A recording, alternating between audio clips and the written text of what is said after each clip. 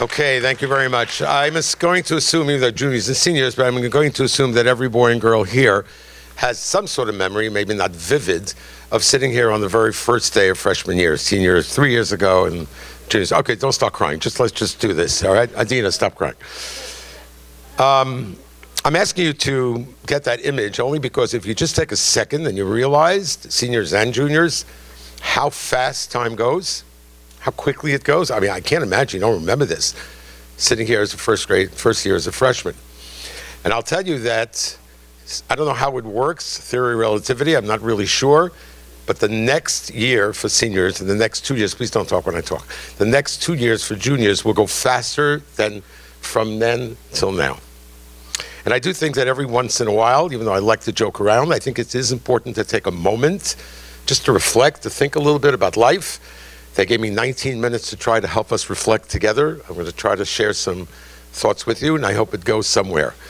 And there's one mitzvah that really makes us think, and that is the mitzvah of shofar that's happening this next week. Is it shofar so good? I'm not really sure. And I thought that was kind of cute. Thank you so much. Thank you. So let's get into 3 or 4 questions that I have. Next slide.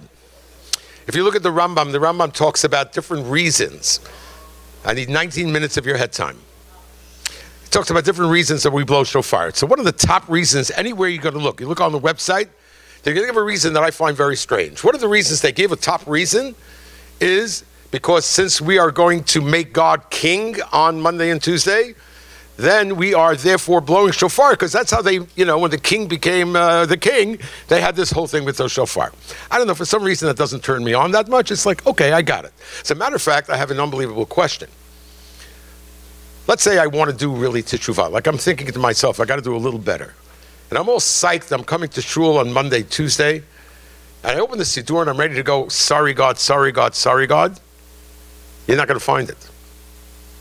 Most of Rosh Hashanah has nothing to do with saying I'm sorry. You know what yes, Kippur is, not Rosh Hashanah though. You know what you're going to find all over Rosh Hashanah? King, king, king, king, king, king. All right, how's it with the king? HaMelech HaGadosh, HaMelech HaMishpat. Bothers me. The second reason bothers me even more. Everywhere you're going to find, why do we blow shofar? To remember Akedat Yitzchak. Okay, first of all, why did I forget it since the last test? I don't understand. I remember Akedat. I got the story. Any kid who went through Flatbush doesn't know what Akedat Yitzchak is, should not be in the school. I got the sacrifice. He went up, he stopped. Love you, Abi, you're the man. So is it, I'm supposed to remember, I'm reminding God that Abraham did this and therefore God should be nice to me because Abraham did that? I don't know how you guys do with that. I don't do well with that. A lot of people do a lot of nice things. So this Akedat Yitzchak bothers me. In addition to that, the shofar is the symbol of Akedat Yitzchak. Really, it's an afterthought. The shofar was from the ram that Avraham Avinu afterwards went to look for. The main scene was about to kill him with a sword. You know what I think? Bury the shofar, bring a sword to shul. Bring a knife to shul. I can think of a lot of things to do with it in shul. Everybody bring a knife. Look at that. Akedat Yitzchak. Bothers me. And finally, the bottom reason, which is the one that I thought really is, which is to wake us up. So I'm going to try to put all 3 things together with a 4th question, which bothers me the most. Next slide. So shofar is also a symbol of crying. So if anybody has ever been in the class in Halakha, I don't know if you remember this, my Rebbe once taught me in 7th grade, that there are 3 types of criers. There are those who wail, wah! There are those who whine, a lot of people that I know, and there are those who sniffle. And those are the 3 types of crying of shofar. We have a tkiyah, we have a shivarim, and a trua. And here's the biggest question of all. And boys and girls, you ready? I'm going to go a little strong, so hang in there. What bothers me most of all is who we learn this crying from. We're supposed to do 100 tkiyot, 101 tkiyot.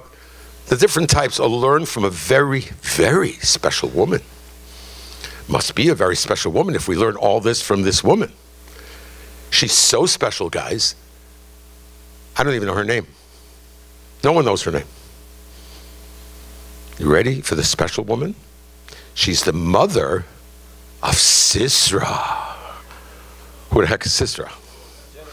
So for those of us who know Navi, Sisera was a general. Boys in the back, I would appreciate some help. Sisera was a general. And he was a very successful general. And he went to war against Barak. And the Gemara tells us, and of course we know Sisera did not succeed. He was beheaded by Yael.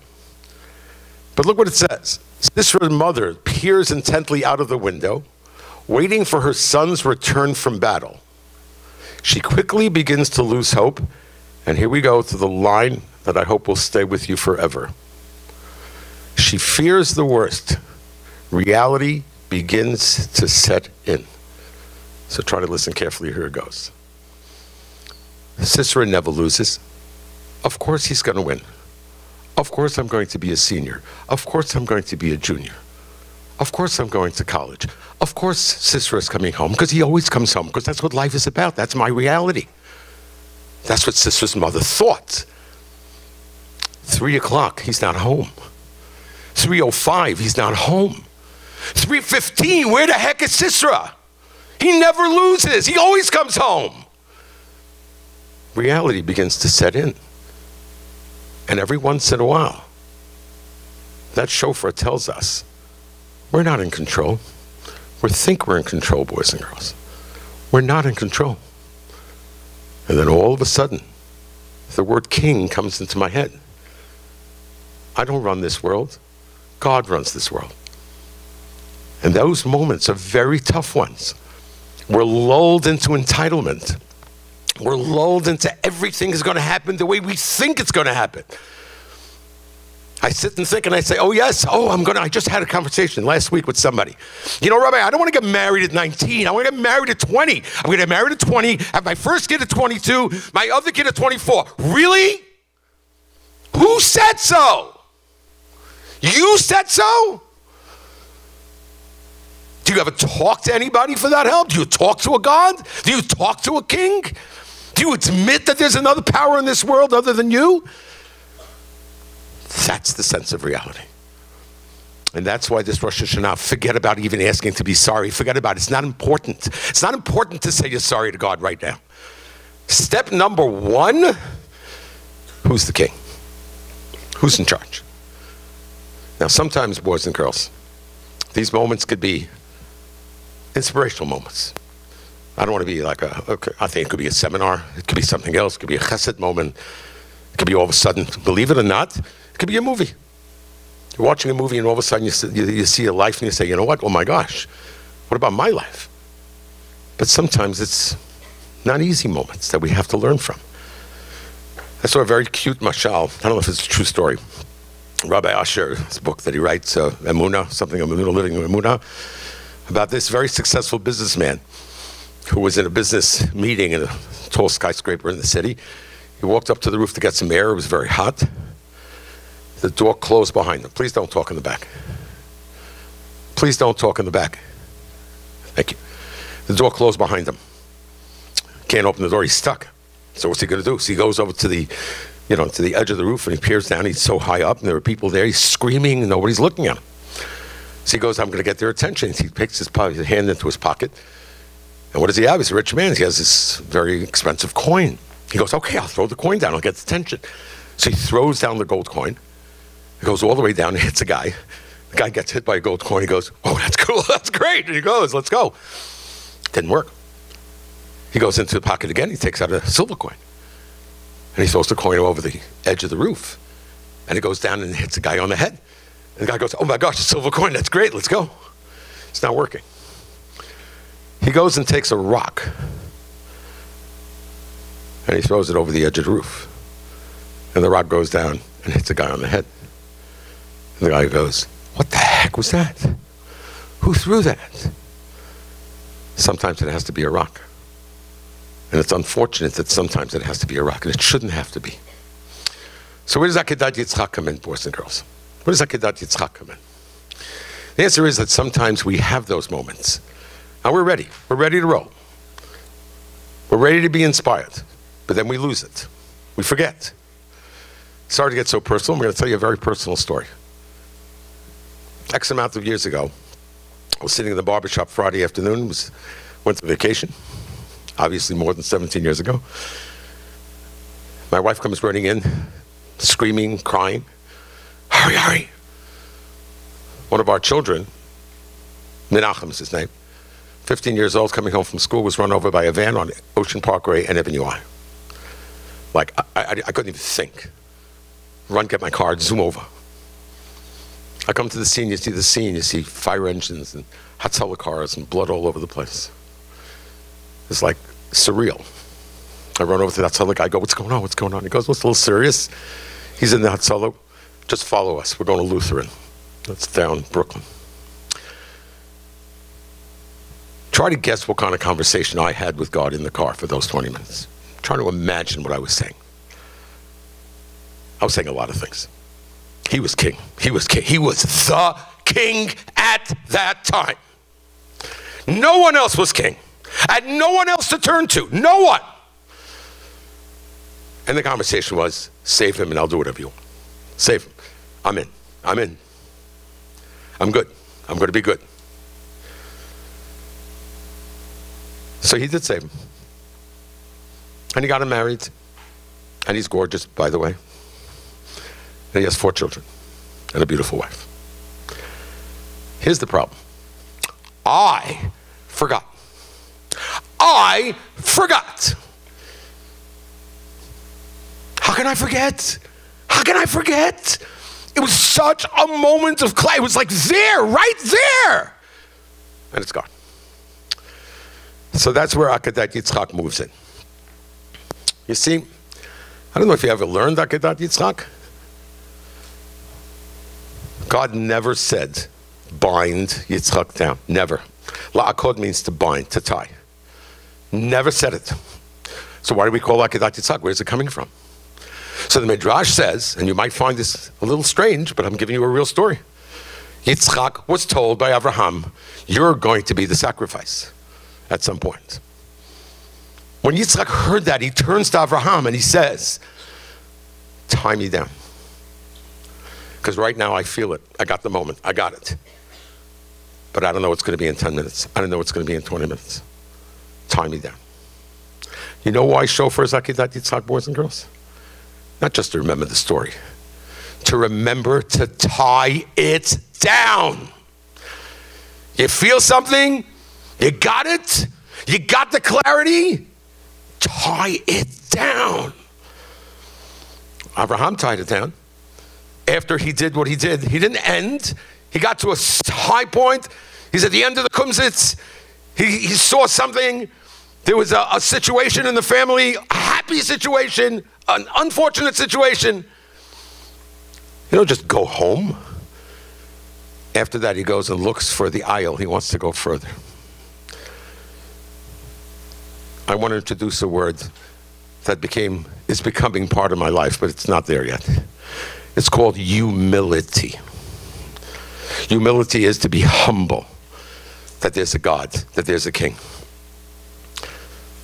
The most humble person in the Torah is Moshe Rabbeinu. And I'd like to tell you why. I said this in Tisha B'Av. Listen carefully. I was taught this by Rabbi Gladstein. It was an unbelievable thought. First time Hashem meets Moshe, he goes, Moshe, Moshe. What a strange name to be called by God. Who called him Moshe? Batya. This was not his Jewish name. His Jewish name was Tuvia. His name was Avigdor. Why is he being called Moshe by God? Are you ready? Listen carefully. God turns to Moshe and he says, thousands of Jewish children were drowned in the river. You're here. You're saved. You're alive. What are you doing about it? And he said, Hineni, I'm here. We live by the grace of God, boys and girls. Don't ever forget that. That's our message of Rosh Hashanah. We walk into shul, we have to realize that everything we have is a gift. And if it's a gift, there's a reason why God gave us the gift. And therefore, we move to the next and last slide in the last 6 minutes of this time that you're being so nice to me right now. I'll tell you why it is important to be humble. Because as much as you have a relationship with God, that's very good. And whatever we can fix up on Monday, Tuesday is great. But the top pasuk says that Yom Kippur and Rosh Hashanah is only to be mechaper on averot that are ben adam lamakom, lifnei Hashem titaru. But not about things between person and person. Since I only have 5 to 4 minutes, I won't be able to go into my tirade of what's going on in our community today. Our community today has a very serious issue. And the serious issue is the top challenge that God has with us as human beings. And I introduce you to the last pasuk here. Lo telech rachil ba'amecha. Do not walk around bashing other people. Lo ta'amod al dam re'echa. Do not spill their blood, because that's what it is when you bash other people. But here's the part that maybe you never caught, and here's the king connection. What are the last 2 words in this pasuk? Ani Hashem. This is Kedoshim Vayikra. We don't know who's writing the Torah yet. What do you mean, Ani Hashem? We know who you are, God. You've been talking to us for the last 2.5 books. Says Rashi. Ne'eman l'shalem sachar, ne'eman lehipareah. You know what God is saying? Even though you might not know that I'm king, but I know what you're doing.